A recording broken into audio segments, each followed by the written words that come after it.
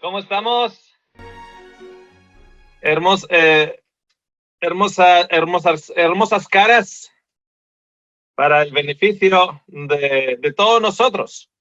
Es hermoso ver diferentes caras de diferentes sitios, porque el Señor es el Señor del cielo y de la tierra, de todo, del cielo y de la tierra.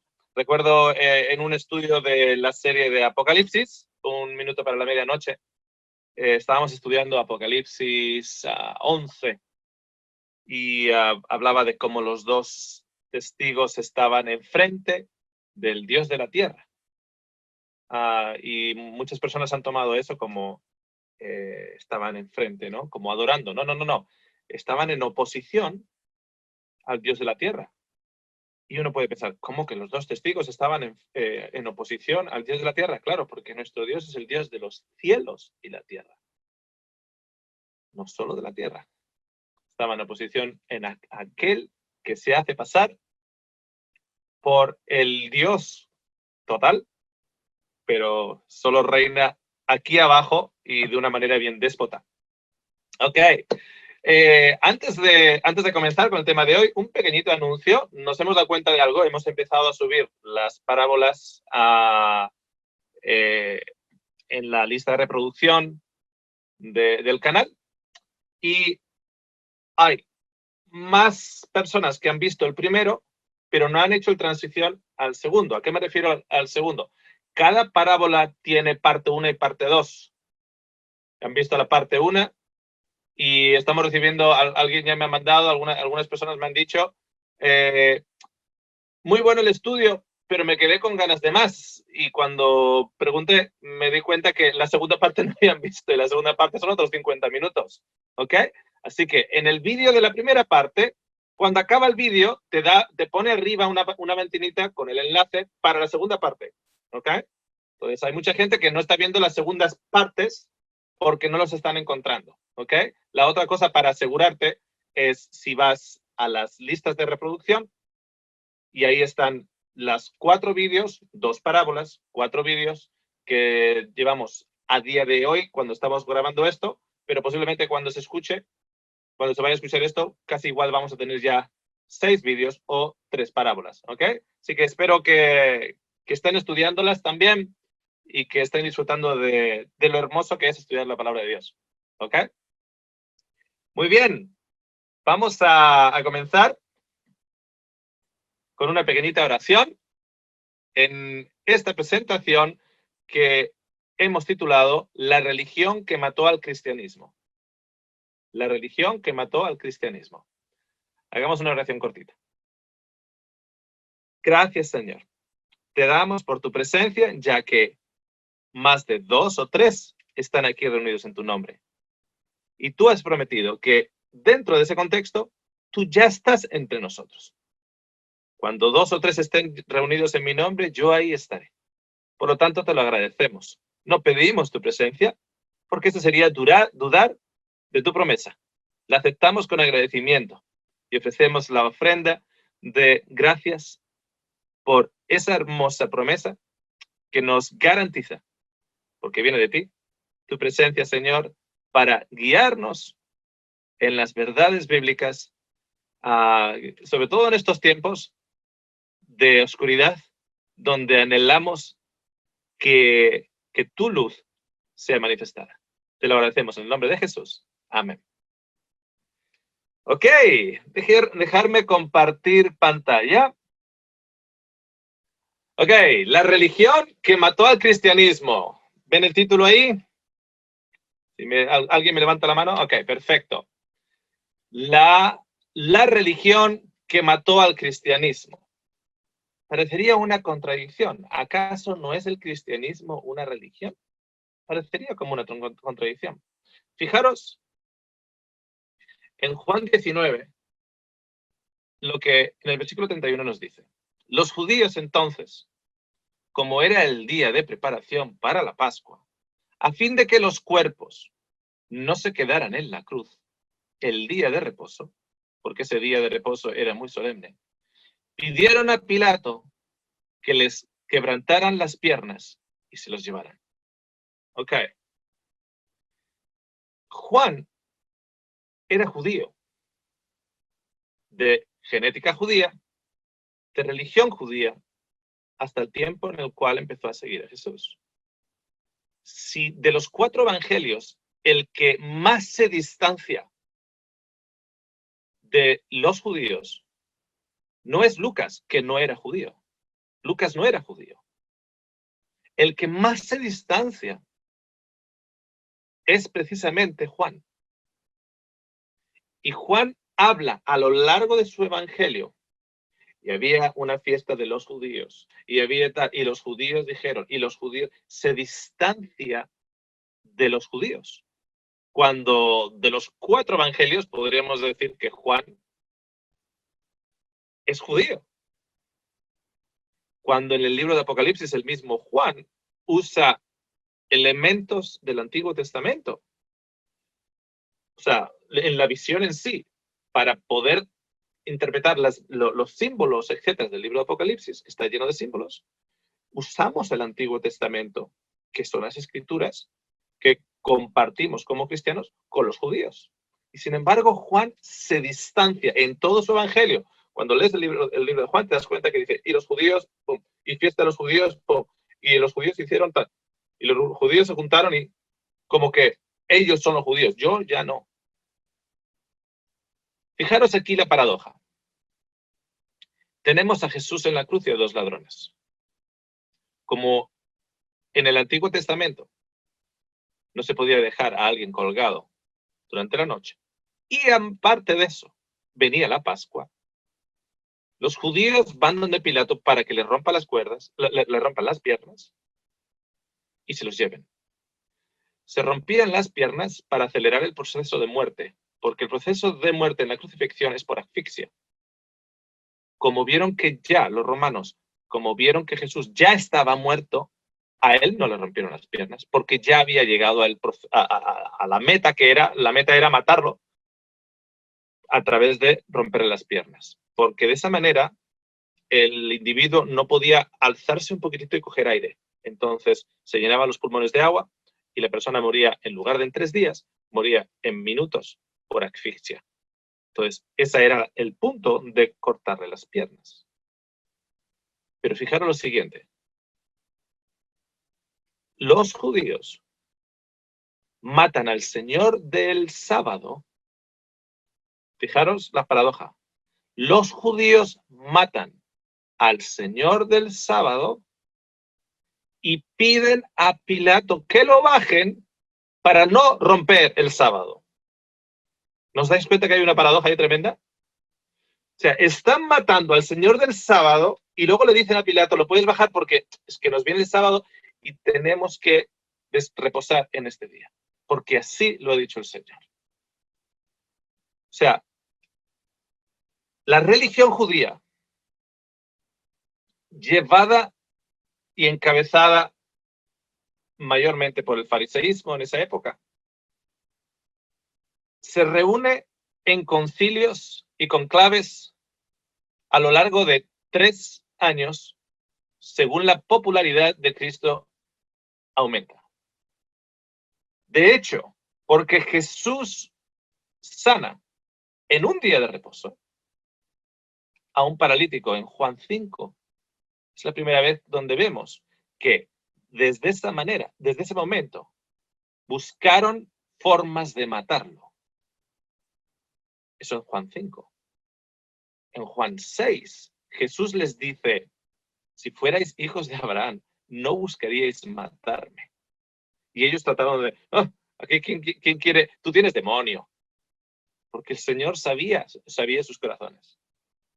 Están queriendo matar a Jesús a través de mentira, a través de conclaves, a través de reuniones secretas, a través de compromisos para con Dios, para eliminar a este carpintero de Galilea que está destruyendo todo. Como decimos en España, nos está destruyendo el chiringuito. Nos está destruyendo el chiringuito y cada día más niños le siguen, más mujeres les siguen, más hombres les siguen. Cada día les sigue más gente. En estos conclaves se ponen a hablar y dicen, pero vamos, que es que está sanando hasta romanos y hasta romanos les están siguiendo. Tenemos a líderes de sinagogas cuyas hijas han sido resucitadas por él. Que va a destruir todo y Caifás va y habla y dice, es mejor que él muera a que toda esta nación en el contexto en el que estamos perezca, a que todo este chiringuito caiga. Es mejor que él muera a que todo esto caiga. Y la religión judía mata a Cristo, su propio Mesías. Es increíble. O sea, esto es de película de Hollywood. O sea, aquí hay un intricacy, como una madeja de hilos que van por aquí y allá, y hay traición, y hay engaño, y Shakespeare no le llega ni a la suela de los zapatos a esta historia. A los que vino a salvar, a los que vino a iluminar, ellos lo rechazan y lo matan. Y ese mismo espíritu sigue vivo después de la muerte y la resurrección de Cristo. Son capaces de matar, de pagar a los soldados para que cambien su historia y no digan que algo impresionante tendría que haber sido un ángel o algo así, abrió la tumba, etc.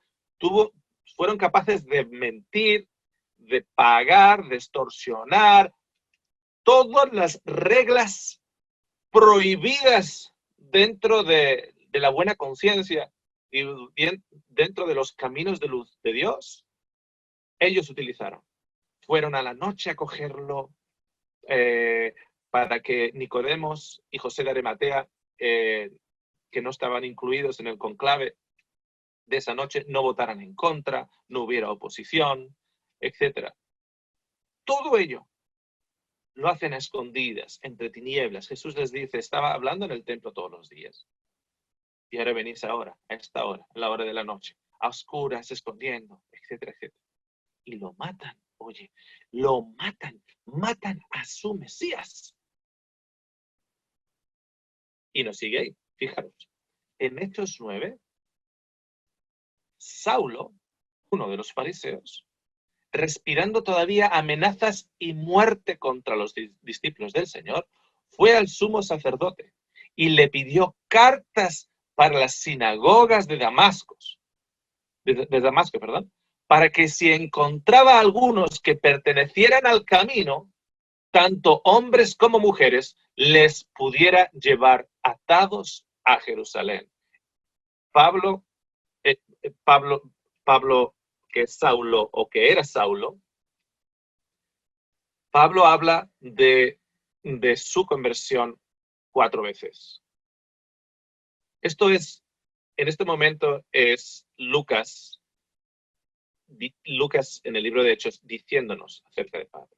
Pero cuando Pablo habla de boca propia de su conversión, en otras 3 ocasiones, no está hablando de que los até y los llevé a Jerusalén, no.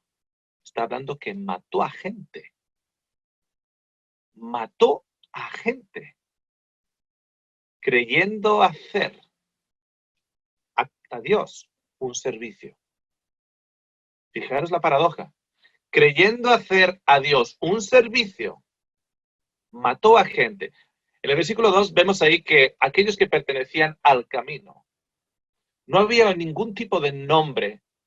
Ese nombre, al camino, no era una manera filosófica de pensar, sino al camino era otro nombre que se le daba a Cristo, porque Cristo es el camino, la verdad y la vida. El camino no era un concepto, el camino era una persona. Pertenecían a Cristo, aquellos que eran de Cristo. Se llamaba el camino, pero no tenía no tenían un nombre. De hecho, que sepáis lo siguiente, que en Antioch, ¿cómo será en español? Antioch, creo, en inglés es Antioch. Fue la primera vez que le llamaron cristianos, pero la palabra cristianos era un insulto. ¿Sabían eso? No se llamaron a sí mismos cristianos. En Antioch les llamaron cristianos de fuera para describirles a ellos y era un insulto. Que luego se quedaron con ese nombre porque no peleaban contra una acusación que viniera con una intención malvada. La palabra cristiano en realidad era un insulto. Y ellos al final se quedaron con el insulto. Que te llamaran cristiano era que te estaban insultando. ¡Qué ironía! Fijaros, ese mismo Saulo, que era de la tribu de Benjamín, y como benjamita, era un orgullo recibir el nombre del primer rey de Israel, que era Saúl. Saulo es griego de Saúl hebreo, es el mismo nombre. En realidad, en inglés, de hecho, no ves esa diferencia de Saulo, simplemente te pones Saúl también en el Nuevo Testamento. Entonces, para él, o para cualquier benjamita, era un orgullo recibir el nombre de nacimiento por el nombre del primer rey de Israel, que era Saúl. Era Saúl. Saúl se nos dice que era más alto que cualquiera, les sacaba una cabeza a todos. ¿Y saben lo que significa Pablo?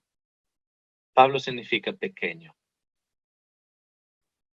Saulo pasó de creerse, como dicen en Chile, el hoyo del queque, como dicen en España, el ombligo del mundo, a convertirse en Pablo, que significa pequeño. Pequeño. Y ironías de las ironías, o paradojas, vemos lo siguiente. Cuando se hizo en el capítulo 23, al mismo Pablo, que él había sido perseguidor, ahora es perseguido. Y fijaros, en el capítulo 23 del libro de Hechos dice, cuando se hizo de día, los judíos tramaron una conspiración y se comprometieron bajo juramento diciendo que no comerían ni beberían hasta que hubieran matado a Pablo. Este juramento judío es en el nombre de Dios. Fijaros, hacen un juramento porque ahora ya no es Cristo el que está destruyendo todo. Ahora es este Pablo el que está destruyendo todo. Y aparte lo está destruyendo y bien destruido. ¿Por qué? Porque la fe del camino, la fe de este Galileo, de este Galileo carpintero, de este Jesús, se está expandiendo por todos y este Pablo no le da igual todo. Va a un gentil como va a un hebreo, como va a un judío y está creciendo más que el judaísmo. Está creciendo más que el judaísmo. Entonces, está destruyendo todo. ¿Por qué? Porque de la misma manera que Jesús está hablando en contra del templo, y eso es lo que ellos están hablando, está hablando en contra del templo, eso es una de las acusaciones que se traía también a Jesús, es una de las acusaciones que se le trajo también en contra de Pablo. Este está hablando en contra de las tradiciones, este está hablando en contra del templo y este está hablando en contra de la ley y en contra de Moisés. Las mismas acusaciones para con Pablo eran las que se usaron con Jesús. Versículo 13, y los que tramaron esta conjura eran más de 40. 40 personas, se pueden imaginar, 40 personas con la bilis en la boca, levantando un juramento a Dios para hacer a Dios un servicio, y el servicio que le van a hacer a Dios es matar a otra persona. los cuales fueron a los principales sacerdotes y a los ancianos y dijeron, nos hemos comprometido bajo solemne juramento a no probar nada hasta que hayamos matado a Pablo. Bueno, ahí tienen un grupo que acaba de romper su juramento. En algún momento ha tenido que romper el juramento, porque estos no mataron a Pablo.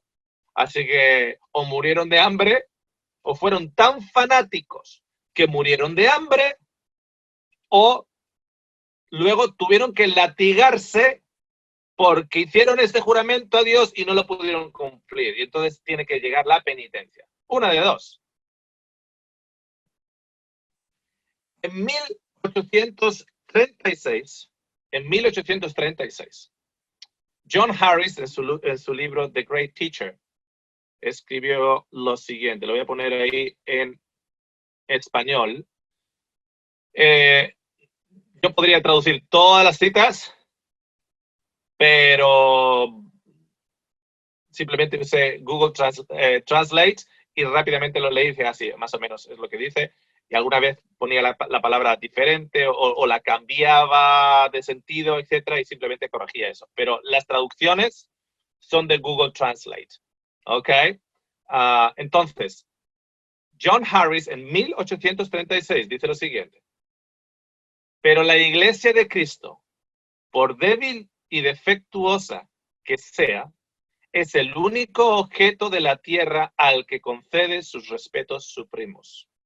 Está hablando de Dios. Es el teatro de su gracia en el que está haciendo experimentos de misericordia en los corazones humanos y efectuando transformaciones. Ok. Por débil y defectuosa, dice John Harris. Pero la pregunta aquí es la siguiente. ¿A qué iglesia se está refiriendo? Esta misma cita ha sido usada por diferentes autores cristianos a partir de 1836. Pero ¿a qué iglesia se está refiriendo? Fijaros, a la iglesia de Cristo. A la iglesia de Cristo. No está dando John Harris ningún tipo de denominación. Fijaros la fecha, 1836. Había muchas denominaciones para aquel entonces. Y muchas más después del 1844 y muchas más después de la Segunda Guerra Mundial y a día de hoy hay todavía muchas más. Pero John Harris no se está refiriendo a ninguna denominación en particular, está diciendo la Iglesia de Cristo. ¿Cuál es la Iglesia de Cristo? Fijaros. La palabra iglesia, ¿ok?, significa una asamblea popular, un meeting o reunión, un grupo de gente, una agrupación de individuos. Voy a tomar la oportunidad para recordar a aquellos que no han visto los dos módulos del webinario Casas de Luz, módulo 1 y módulo 2. Tenemos el modelo del Nuevo Testamento. Aquí solo vamos a tocar unas cositas, pero si quieren una información más completa, les invito a que vean el módulo 1 y el módulo 2. Son 10 programas en el módulo 1 y creo que son otros 10 en el número 2, en el módulo número 2. Casas de Luz lo tenemos en nuestra lista de reproducción en el canal. ¿Ok? Y ahí mostramos la definición de iglesia. De hecho, la palabra iglesia sí se usa en el mundo greco-romano en el contexto secular también. O sea, cuando había una reunión de vecinos, había una iglesia de vecinos. Cuando había una reunión cívica, porque era el festival del pueblo y había que reunirse en una comitiva para ver qué hacemos en la festividad del pueblo, era una iglesia de reunión de fiestas, por ejemplo. La palabra iglesia significa una asamblea, un grupo de, un meeting o reunión, un grupo de gente, una agrupación de individuos. Entonces, la Iglesia de Cristo es una agrupación de individuos, de reunión, de gente que son de Cristo, que han sido redimidos por Cristo, que siguen el camino que es Cristo, la verdad que es Cristo y la vida que es Cristo. ¿Me seguís? Ok. Este es Philip Schaff, en su libro Iglesia Americana. Es un historiador y teólogo del siglo XIX. Nuevamente, traducido por Google. Así que si hay alguna palabrita que no tenía que estar ahí o que no encaja perfectamente por la traducción transliteral, la corregimos según vamos leyendo. Vamos a ver. Que los cristianos de la era apostólica erigieron o alzaron casas especiales de la adoración está fuera de discusión. O sea, no hay nadie que pueda argumentar que los cristianos de los primeros 2 siglos, del siglo I y del siglo II, edificaron o alzaron casas de adoración. Está fuera de discusión. Nadie puede discutir eso porque no están, porque no existe, porque no existen iglesias del concepto de edificio con ladrillo y cemento en los primeros 2 siglos. No están ahí. Como el Salvador del mundo nació en un establo y ascendió al cielo desde una montaña, por lo que sus apóstoles y sucesores hasta el siglo III, predicando en las calles, los mercados, las montañas, los barcos, los sepulcros, los aleros y desiertos y en las casas de sus conversos. Pero ¿cuántas miles de costosas iglesias y capillas se han construido desde entonces y hasta en constante construcción en todas partes del mundo en honor del Redentor crucificado, que en los días de su humillación no tuvo lugar por su cuenta para descansar su cabeza? Esto es historia. Nadie puede discutir esto porque es historia. Este es uno de los historiadores. Pero hay muchos historiadores que te van a confirmar lo mismo. No existían edificaciones de edificios para adorar, salvo cualquier esquina, cualquier mercado, desierto, montañas, cuevas y las casas de los conversos. Bien. Dejadme mostraros los 3 elementos básicos del judaísmo antiguo. Y digo el judaísmo antiguo y como veréis, hasta el 70 después de Cristo, porque fue cuando se destruyó Jerusalén y se destruyó el templo. ¿Ok? Pero hasta ese momento, incluso en la época de Cristo e incluso en la época de Pablo, tenemos 3 elementos. Los 3 elementos son los siguientes. Tenemos el templo. Inicialmente el templo de Salomón fue destruido. En la época de Haggai fue Haggai, Nehemías, Ezra, etcétera, fue reconstruido. Y en la época de Jesús se empezó a llamar el templo de Herodes por las reformas que se hicieron al templo, el templo de Herodes. ¿Ok? Tenemos el templo, tenemos los sacrificios en el templo de animales. Vemos, por ejemplo, que Jesús nació y al 8º día se presentaron 2 palomas. Eso es el sacrificio de los pobres. Vemos evidentemente el sacrificio de los corderos, etcétera, etcétera, incluso en la época de Jesús. Y como es el año 70, incluso en la época de Pablo, porque Pablo murió, se entiende que Pablo murió justo antes de que los romanos destruyeran el templo. ¿Ok? Entonces tenemos el templo, elemento número 1.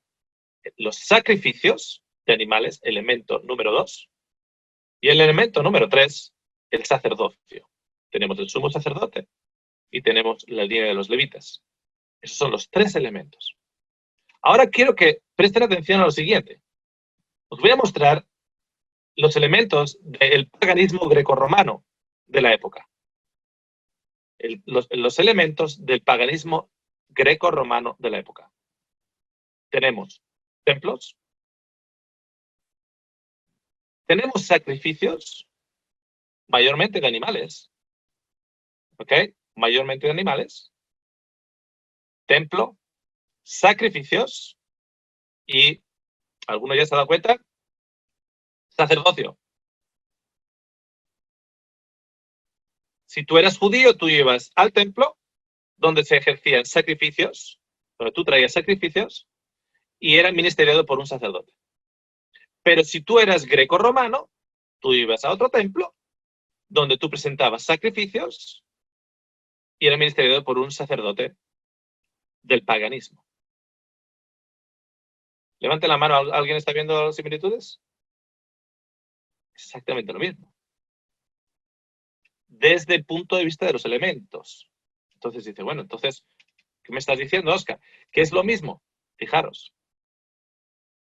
El cristianismo de los primeros 2 siglos. Desde Jesús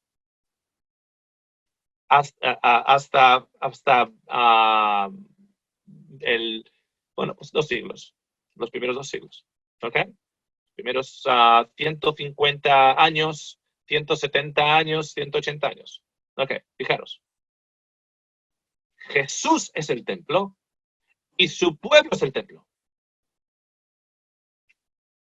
Jesús dice destruir este templo y en 3 días lo levantaré. Y dice, estaba hablando de su cuerpo. Pablo nos dice, vosotros, congregación, sois el templo del Señor. Pedro dice, piedras vivas, edificadas para su gloria. Vosotros sois el templo. Jesús es el sacrificio. Y su pueblo ofrece sacrificios de alabanza y agradecimientos. Sacrificios vivos, y según nos dice el Hebreos, capítulo 12, el sacrificio de nuestras lenguas, alabanzas al Señor. Porque Él es bueno, porque Él es el sacrificio, porque Él, a través de ese sacrificio, nos ha llevado de la oscuridad a la luz. Jesús es el sacerdote, Jesús es el sumo sacerdote, y nosotros somos los hijos del sumo sacerdote, por lo tanto somos sacerdocio real, como nos dice Pedro. Ahí están los 3 elementos, pero algo ha cambiado. ¿Qué ha cambiado? Hemos pasado de lo humano a lo divino. Hemos pasado de la sombra a la realidad. Hemos pasado del vino viejo al vino nuevo, de la piel antigua a la piel nueva, porque la piel nueva no puede sujetar el vino viejo, ni la piel antigua puede sujetar el vino nuevo. Porque Jesús no vino a parchear un sistema viejo, y como lo dice en 1 Corintios 3, 2 Corintios 3, el ministerio de la condenación y muerte, no vino a parchearlo, vino a darnos la realidad. Por ello, no existían edificaciones de casas. Y uno puede decir, pero espera, Óscar, que en el libro de Hechos, el segundo y el tercer y cuarto capítulo, dice que los discípulos adoraban en sus casas, sí, claro, pero nos dice que también iban al templo. Espera, ¿qué estaba sucediendo en ese templo? Había una orden sacerdotal, la línea de Caifás en este caso, había sacrificios diarios, de tarde y de mañana, y estaban realizados en un templo. No tiene nada que ver a lo que ciertas denominaciones o el cristianismo moderno llama templo. ¿Habían escuchado lo de vamos al templo a adorar? ¿Sí? ¿Y dónde está tu cordero? ¿Quién es el sacerdote? Que no iban al templo a adorar. ¿Por qué? Porque Jesús era el Cordero de Dios. Jesús era el templo y Jesús era el sacerdote. Entonces, ¿por qué iban al templo? A la hora de la oración o a la hora del sacrificio. ¿Por qué iban ahí? Porque es donde estaba toda la gente. ¿Iban a qué? ¿A adorar y a matar corderos? No, ellos ya se habían dado cuenta, Jesús era el cordero. Él ha puesto fin una vez y para siempre de ese sacrificio continuo de animales, porque Él es la realidad que la sombra apuntaba. Ellos no iban al templo inicialmente, en los primeros capítulos, para adorar allá y traer su sacrificio para que ese corderito que estaba siendo asesinado y sacrificado en el altar fuera a aceptar sus pecados. Ellos no iban allá para eso. ¿Por qué? Porque ellos ya entendían algo. Entendían que la realidad era Cristo. ¿Me siguen? Ok. Entonces, ¿qué ha pasado? ¿Qué pasó? Bien. En el libro de Hechos, cuando Saulo, todavía no es Pablo, todavía no es pequeñito y humilde, está persiguiendo la iglesia. Ya hemos visto que tenía la bilis en la boca, iba a ir a perseguir a Damasco, etc. Dice,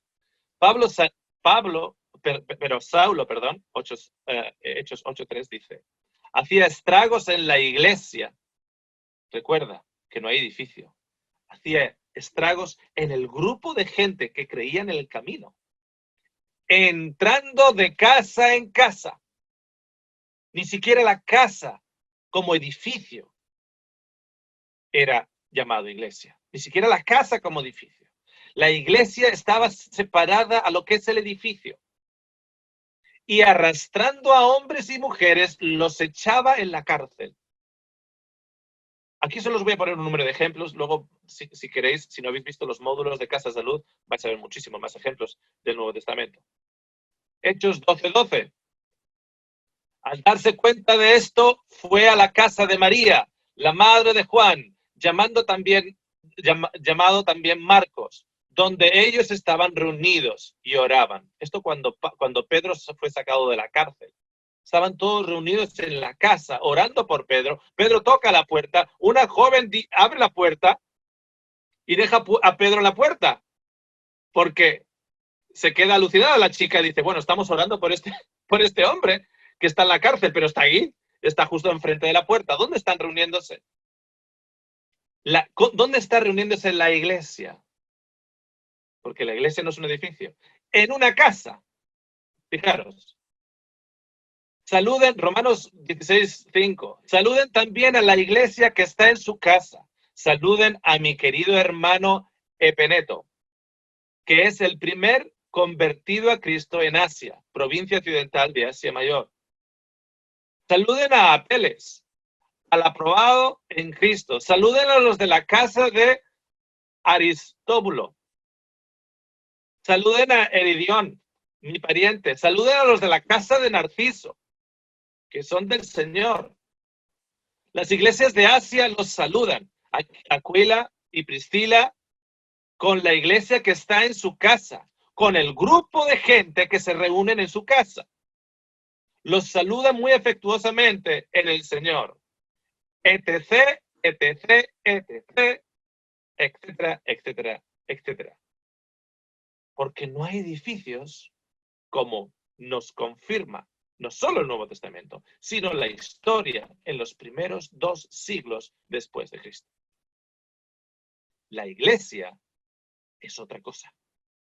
En el modelo del Nuevo Testamento, una reunión de 2, 3, 6 o 12 personas, un grupo de gente reunidos en el nombre de Jesús, en una casa, en un garaje, en un parque, en una oficina, en una cueva, en un desierto, en una playa, en una montaña, eso no es un grupo pequeño. Eso, amigos, se llama iglesia. Cuando 2 o 3 estén reunidos en mi nombre, yo estaré ahí en el medio de ellos. ¿Cuál es el número mínimo para iglesia? 2. 2. Esa es una iglesia. Ok. Les voy a mostrar ahora un número de citas del libro Pagan Christianity. Estoy pensando en el nombre del autor y se me ha olvidado ahora. Lo tenía apuntado y se me ha olvidado. Bueno, luego lo vamos a poner, se lo voy a mandar a Mary y lo vamos a poner el nombre de autor por aquí. en algún lado por aquí, cuando edite el vídeo, ¿ok? Nuevamente traducido por Google, está escrito en inglés, traducido por Google Translate. Cuando el catolicismo romano, estamos hablando de pasado los 2 primeros siglos, cuando el catolicismo romano evolucionó en el IV al VI siglo, absorbió muchas de las prácticas religiosas, tanto del paganismo, y fíjense, como del judaísmo. Absorbió no solo del paganismo, sino del judaísmo también.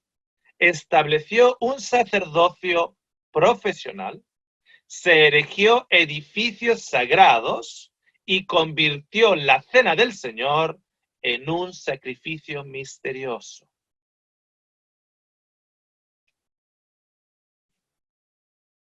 Siguiendo el camino de los paganos, el catolicismo primitivo adoptó la práctica de quemar incienso y tener vírgenes vestales o sagradas.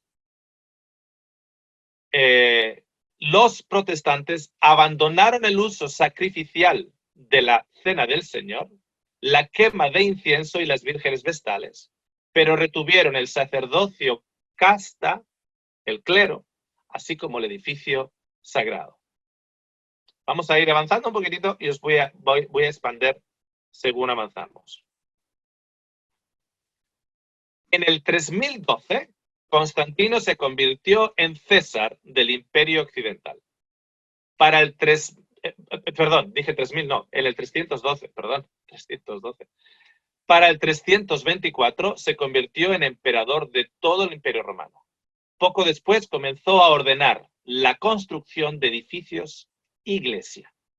Edificios que ahora se iban a llamar iglesia.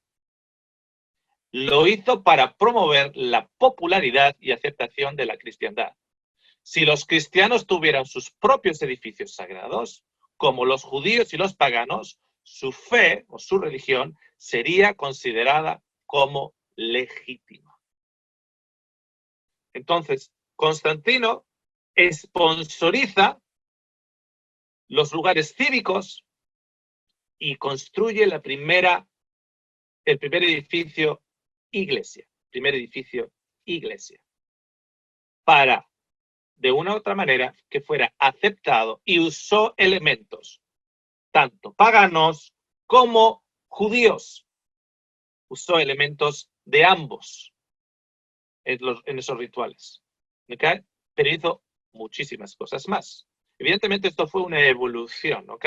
Pero vamos a ponerlo desde el punto de vista de Constantino, porque es, digamos, la figura histórica más notable a ello, la que más promovió y sponsorizó este tipo de evolución. ¿Ok? Le dio un empujón tremendo. Fijaros. En el 3021, Constantino decretó que el domingo sería un día de descanso, una fiesta legal. Parece que la intención de Constantino en hacer esto fue para honrar al dios Mitra, el sol invicto. Describió el domingo como el día del sol. La afinidad de Constantino con el culto al sol se observa en las excavaciones de San Pedro en Roma, donde se descubrió un mosaico de Cristo como el sol invicto. Pero esto lo hizo con algo en mente también.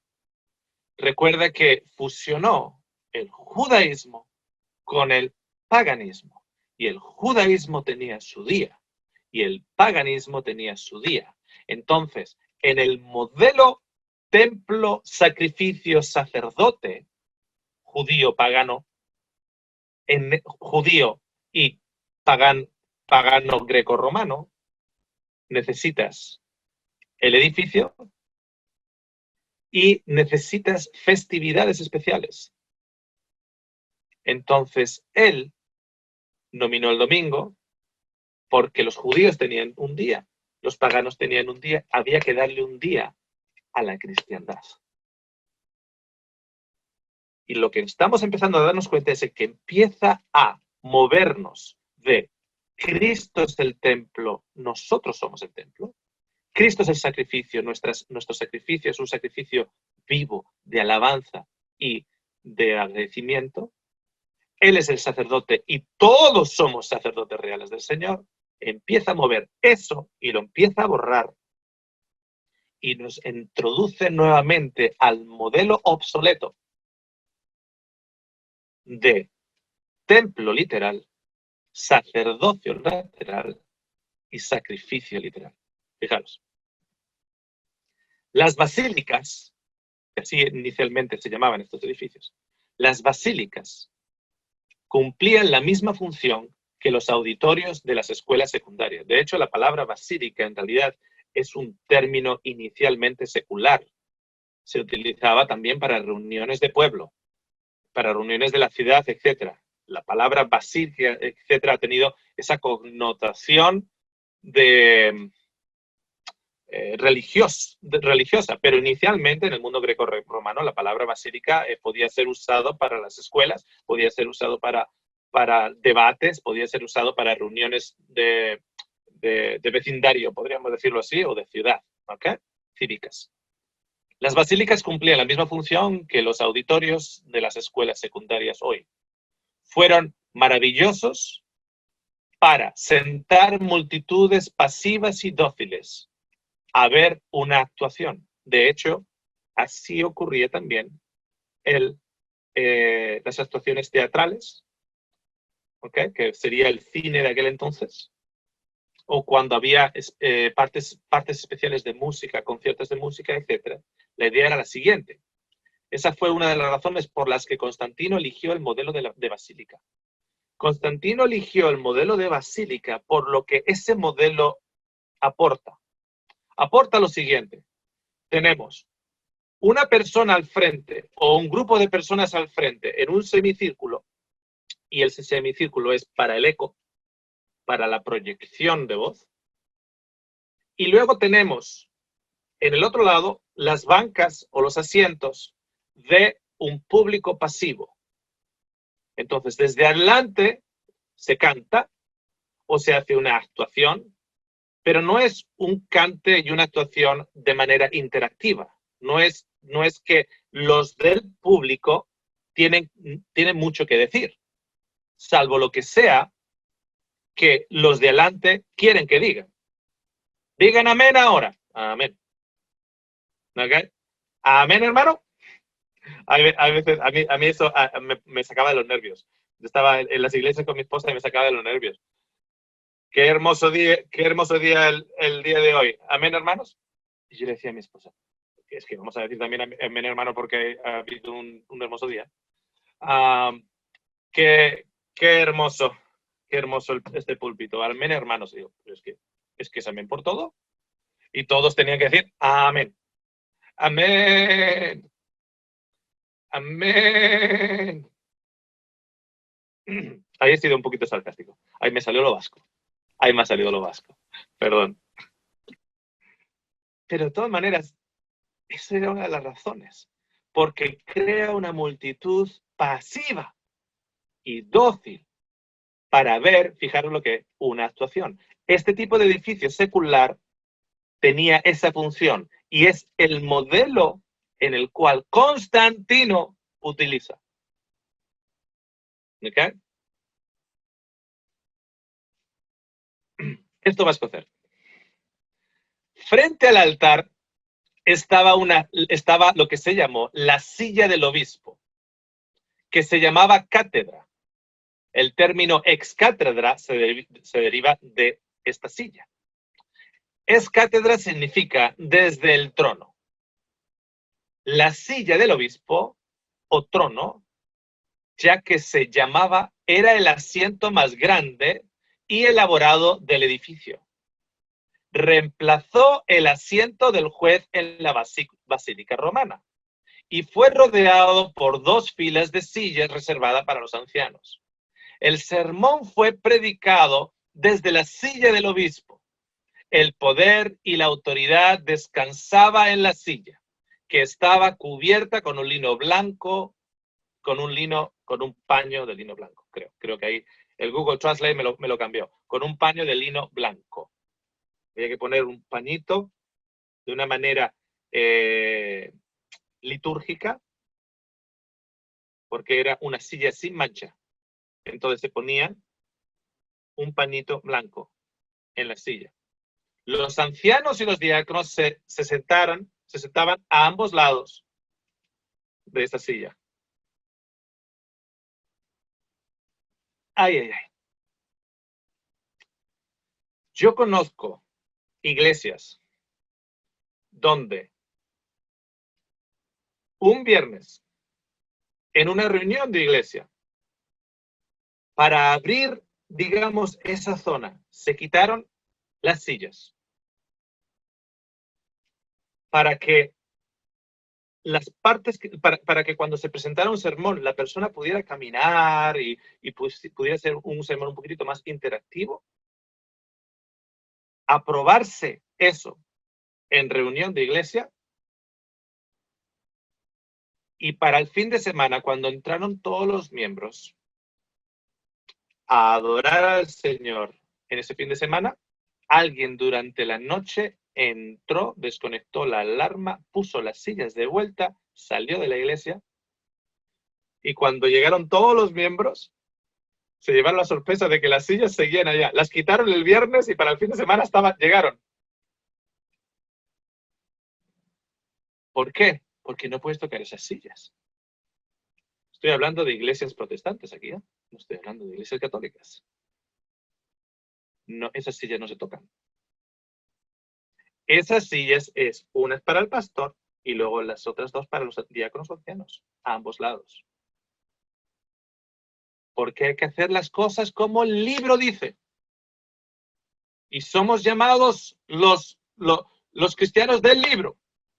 Sí, ¿de qué libro? Del libro de Constantino. Pero si esto lo puso Constantino. Y se ha convertido en una tradición. Amigos, hay iglesias de diferentes denominaciones que como toques esa silla. Esa silla no se mueve ni cuando están limpiando la iglesia con la aspiradora. Pasa la aspiradora alrededor de la pata. Ni se mueve. No vaya a ser que fuego caiga del cielo y te consuma. Y viene de Constantino. Y resulta que ahora es santo. Esa silla es santa. ¿Por qué? Porque lo que este sistema ha hecho nos ha movido de las realidades en Cristo y nos ha regresado a las sombras.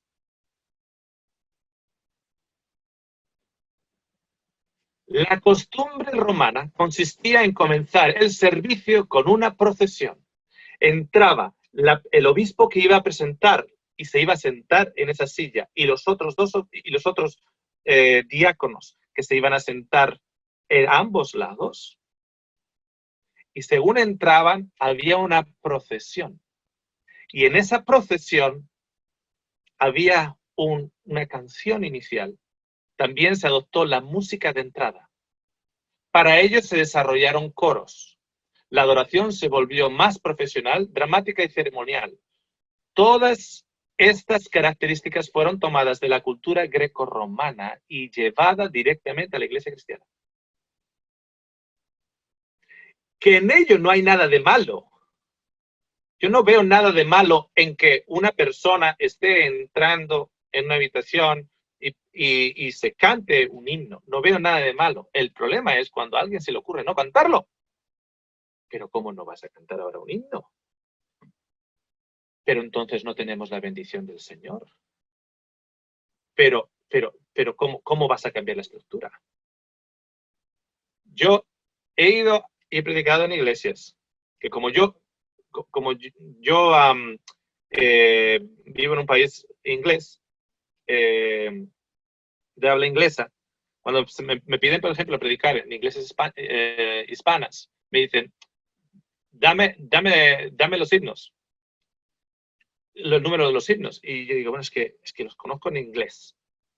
Entonces, tengo un himnario español en la casa, entonces me voy a la parte de atrás del himnario español y te pone yo voy a la sección donde pone los títulos en inglés. Esta canción en español viene de tal y tal canción en inglés. Entonces, cuando yo reconozco el título en inglés, ya sé que voy a saber esa canción en español. Así que le doy igual un himno. Me dice, ¿y los otros dos? No, con un himno está bien. ¿Ustedes no hacen sección de cantos primero? Sí, sí, sí, sí. Ah, vale, pues canten lo que quieran cantar y luego yo predico y luego acabamos con un himno. No, no, no, no, es que nos tiene que dar 3 himnos. Digo, ya, bueno, pero es que si le doy uno, este me gusta, este me gusta. No, no, tienen que ser 3. Que tienen que ser 3, oye. ¿Por qué? Porque tú tienes el primero, luego tienes esto, luego tienes el segundo, luego tienes... Y dice, no, pero es que hay que hacer las cosas por orden. Sí, pero ¿sabes qué? Ese orden empezó a crearse por Constantino. Ese orden viene de Constantino. Y si te sales del orden, te estás saliendo de lo que es bíblico. ¿De dónde? Si no está bíblico, ¿de dónde?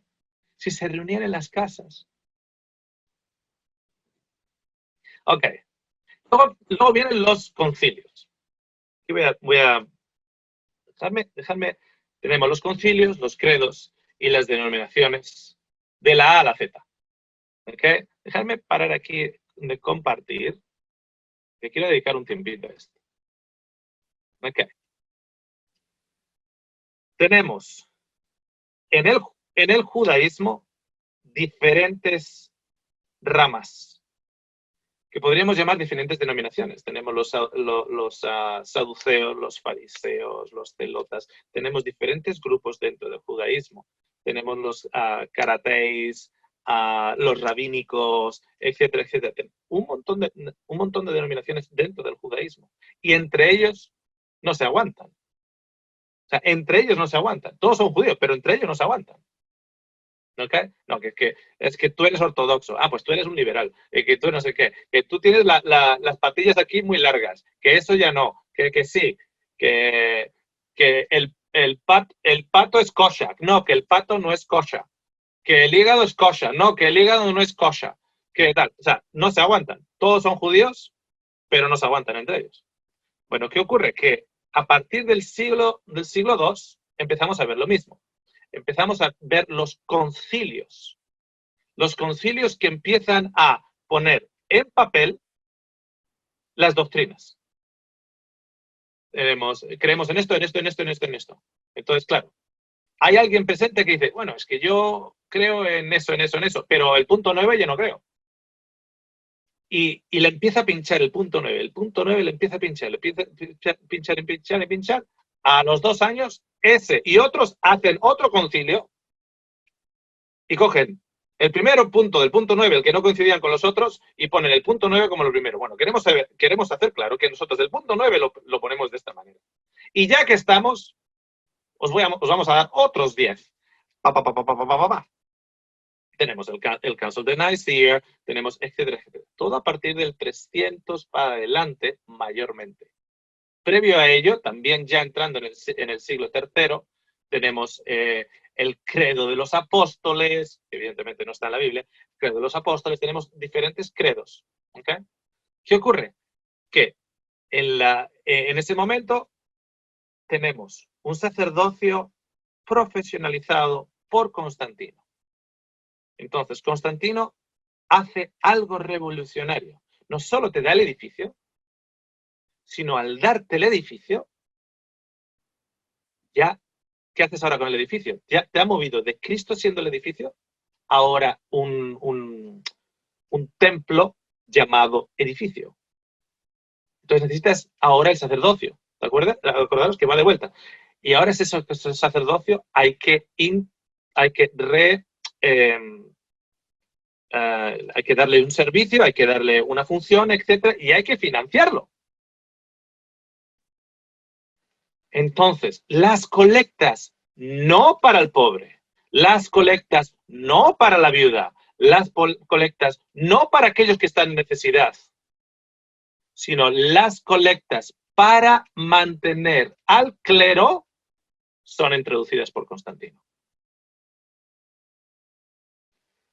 Y eso genera una élite que es llamada clero, que en realidad la palabra clero en el Nuevo Testamento significa herencia, y todos somos somos dados la herencia, el clero del Señor, y se genera la palabra laico, ¿ok?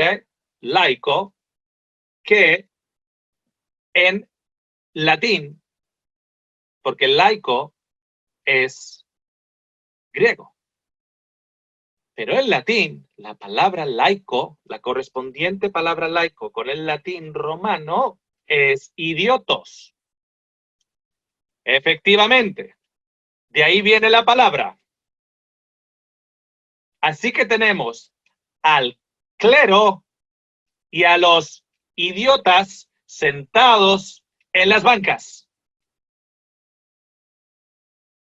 Laico es griego, idiotos es latín. Oye, fantástico. Y ahora los idiotos tienen que financiar al clero para hacer un servicio un servicio de sacrificio que solo el clero puede hacer. Y se establece la Santa Cena de una manera litúrgica, y como es una amalgamación de lo pagano y lo judío, el vino se convierte en santo. Y como el vino se convierte en santo y el pan se convierte en santo, no en una parábola, que es la intención de Jesús. Porque Jesús, cuando levanta la copa, dice, esta es mi sangre. Evidentemente él está ahí, la sangre la tiene dentro de él. Es una parábola, porque el Señor nos enseñaba en parábolas. Pero a través de Constantino, ahora hacemos que el vino es santo. Y como el vino es santo, solo manos santas pueden tocarlo, solo aquellas que están sentadas en esa silla que tiene el mantelito blanco. Y como es santo, no vaya a ser que alguien no santo se le ocurra tocarlo, por lo tanto, mezclándolo con el judaísmo, lo que no se haya consumido ese fin de semana tiene que ser vertido en tierra o para el pan quemado. Y alguien puede decir, ah, no, pero es que eso está en la Biblia, claro. En el libro de Éxodos. Por eso os digo que era una mezcla del judaísmo también añadido. Ah, pero entonces, ¿no hay que quemar el pan y derramar el vino en tierra? Leo, si quieres seguir Éxodos, sigue Éxodos. Tienes que comerlo una vez al año. Tienes que comer cordero. No es el vino el que se vierte, es el cordero el que se termina de consumir. Adivina qué, si quieres seguir a Éxodos, tienes que permitir a tus hijos pequeños que también coman de él. Tienes que hacerlo con un palo en la mano y comerlo a la noche. Pero si no estás preparado a seguir Éxodos, no me digas que en Éxodos se quemaba el sacrificio hasta la noche, hasta la mañana. Por eso vertimos el vino en la tierra. Porque eso es sacar una cosita que además ni siquiera está ahí, porque el vino no era lo que se vertía. Se tenía que consumir el cordero hasta la noche, o sea, antes de la mañana. Entonces, ¿qué ocurre? Que claro, luego todos conocemos, si hemos crecido en ciertos países con como por ejemplo en España, con una tradición muy fuerte de la Eucaristía, pues todos tenemos la imagen de el buen cura del pueblo, pues con la naricita roja, y los mofletitos rojos. Porque dice, bueno, entre tirarlo al suelo, si al final va a acabar al suelo. O sea, que pase por mi cuerpo, al final va a acabar al suelo. Entonces, en lugar de tirarlo al suelo, pues acababan ellos con el vino. Y luego acababan con esa naricita rojita y esos mofletitos rojitos, ¿no? No se podía tocar. Entonces, tenemos eso. Tenemos la financiación del clero por los idiotos. ¿Ok? Hay, creo que es en el 1054, lo que se llama el gran esquismo, en el cual los ortodoxos orientales se separan del catolicismo occidental. Y la razón es poder, porque solo había una línea que se llamaba la línea de Pedro, la que podría ser, digamos, pontífices y obispos, pero los otros también querían ese asiento, y como no le dejaban ese asiento, pues dice, pues no me dejas, pues no te preocupes, yo empiezo lo mío. Que tú no me dejas, yo empiezo lo mío. Entonces, yo empiezo lo mío, yo empiezo lo mío. Llegamos a Martín Lutero. Martín Lutero encuentra la justificación por la fe y empieza lo suyo, el esquismo del protestantismo. Pero fijaros lo siguiente, se lleva con él el sacerdocio élite, se lleva una versión de la Santa Cena. Se lleva una versión de la Santa Cena que solo el sacerdote puede ministeriar. Y que vendría a ser evidentemente se lleva el concepto de templo como iglesia.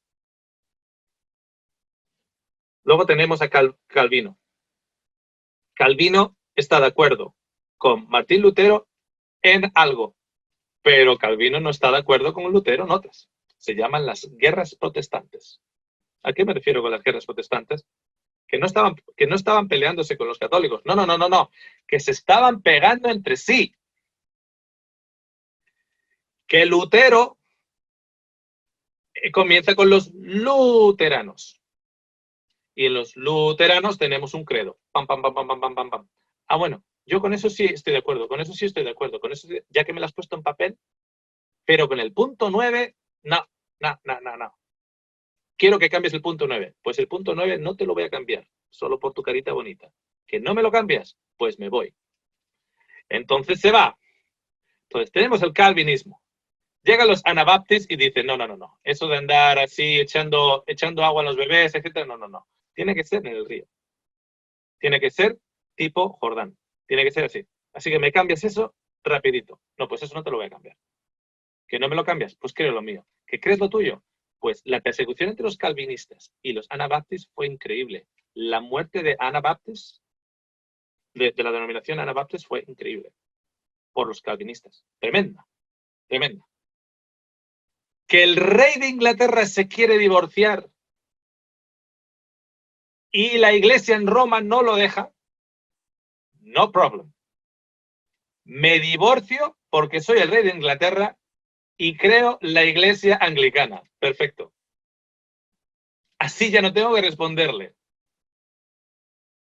¿Saben que la iglesia anglicana de Inglaterra se creó porque el rey de Inglaterra se quería divorciar y el papa no le dejó?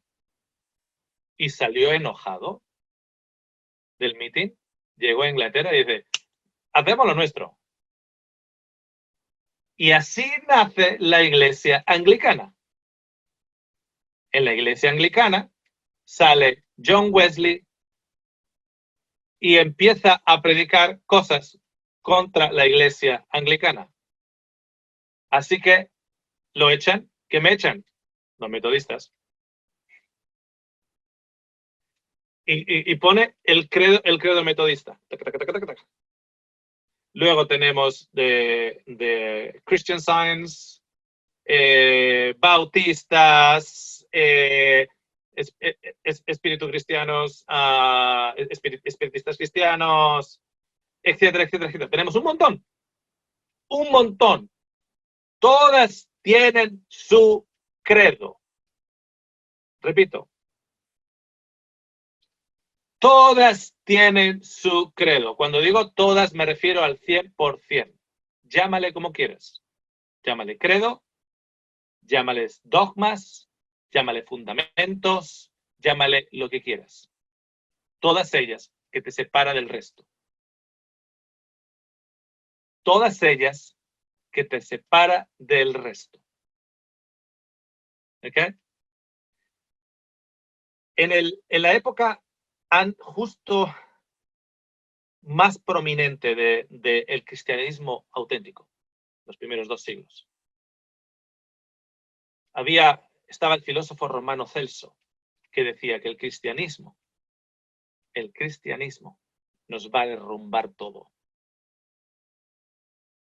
Y a través de la influencia del filósofo Celso se creó una gran persecución contra el cristianismo. ¿Por qué? Porque todo el chiringuito, toda la parafernalia que tenemos con los sacrificios, con el templo, con la financiación de los sacerdotes, con todo esto nos lo está tumbando esta cristiandad que se reúne en cualquier lugar y que tienen como líder alguien al que ya no podemos matar. Eso fue Celso, el filósofo. Pero, escuchen lo siguiente, que hubo otros filósofos que cuando hablaban también romanos, grecorromanos, que cuando hablaban del cristianismo del primer y segundo siglo, decían lo siguiente: hay que ver cómo aman. Hay que ver cómo aman estos. ¿Sabes por qué? Porque en el mundo greco-romano,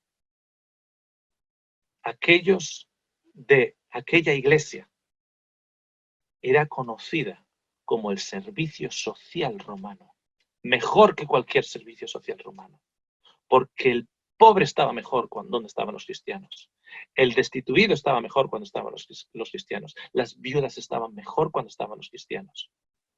Y había filósofos romanos también de la época que decían: hay que ver cómo esta gente ama. Y en esos primeros 2 siglos, ser llamado cristiano significaba que eras una persona que amaba,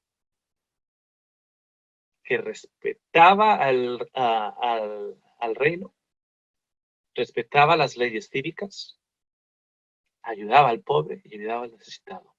Esa fue la impresión tan potente que, como Pablo dijo, hemos puesto el mundo patas arriba. Hemos, desde las casas, desde los mercados, desde las cuevas, desde las montañas, desde las playas, hemos puesto al mundo patas arriba. Hay que ver cómo aman. Entonces, yo les pregunto lo siguiente. Ustedes miran las denominaciones de la A a la Z. De la A a la Z. ¿Por qué se les conoce? No por lo que ellos dicen que son, sino por lo que se conoce. Vamos a empezar por la M. No lo que dicen los de la M, sino los de fuera. Ah, ustedes son los de la M. ¿Ustedes qué son? Aquellos que se pueden casar con muchas mujeres, etcétera, y que andan por ahí en bicicleta y vestidos con corbata. Y que van golpeando las casas. Así se les conoce. ¿Okay? Vamos a mirar por la J. Ustedes son los de la J. Ah, sí, ustedes sí, ya, la J, claro. Estos son los que no acepten transfusiones de sangre, ¿no? ¿Ustedes son los que no aceptan transfusiones de sangre? Ah, sí, la J. Okay. ¿A qué son de la C? Ah, la C. Esto es lo de Messi, ¿no? Lo de esto que hacen así con la mano, tal, ¿no? Como Messi hace así con la mano cada vez que hace un gol. ¿Ustedes son estos? ¿Ustedes son estos? Sí, hombre.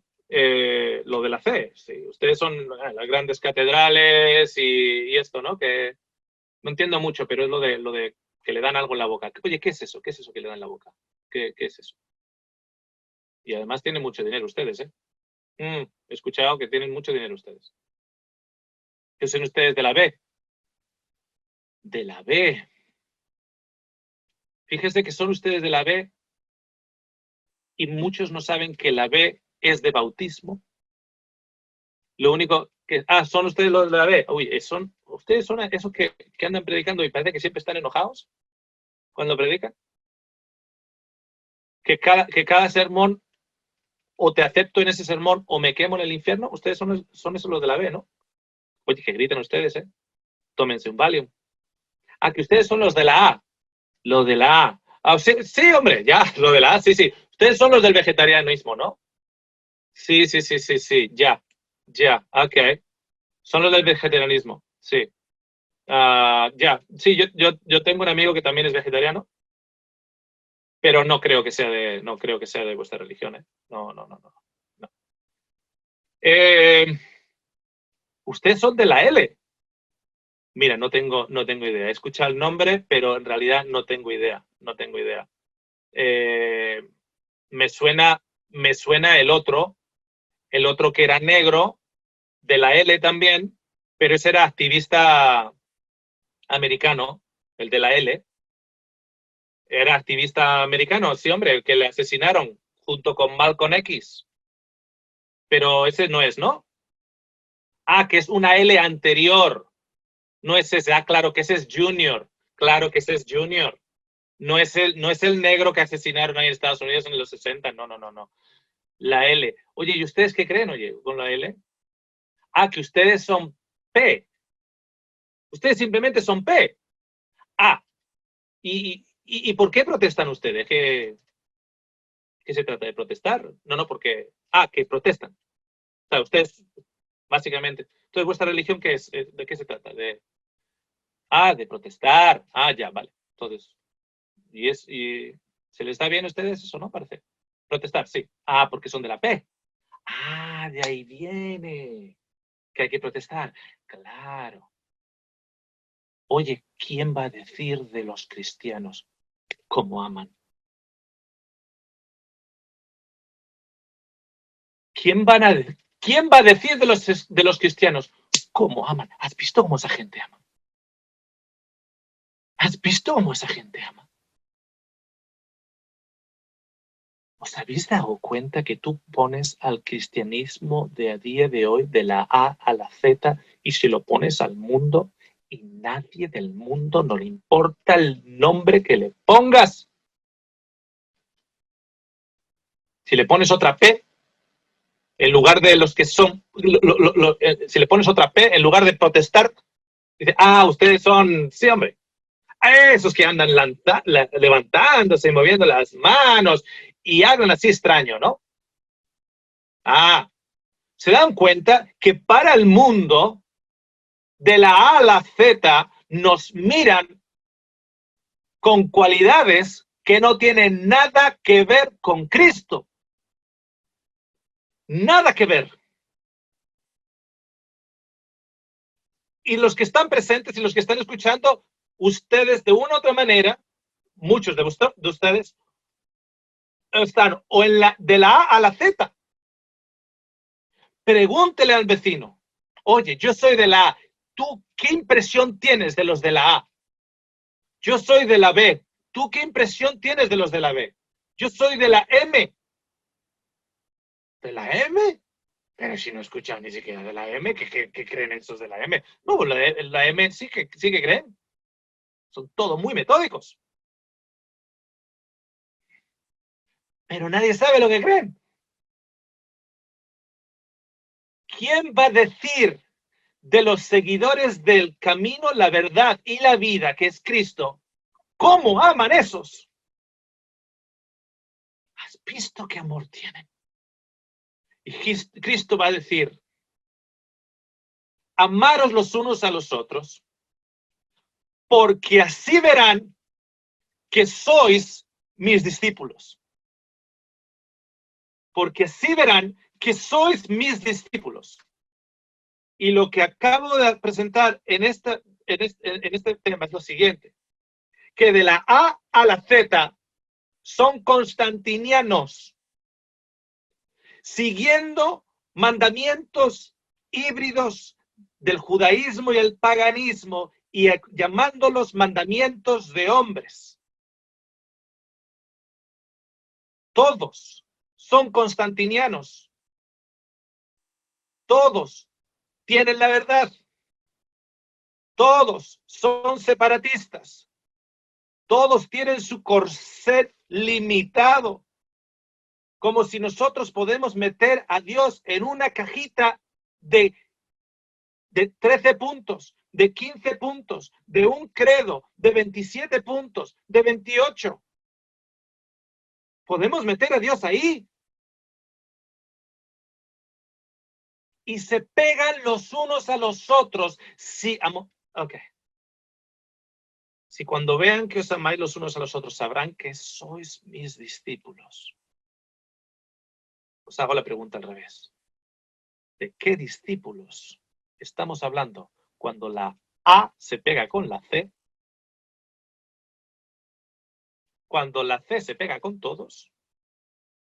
Cuando la B critica a la C y a la P, y la P llama legalistas a la A. Si amando los unos a los otros, sabrán el resto que somos discípulos del camino, la verdad y la vida, cuando nos estamos pegando los unos a los otros, ¿de qué discípulos estamos hablando?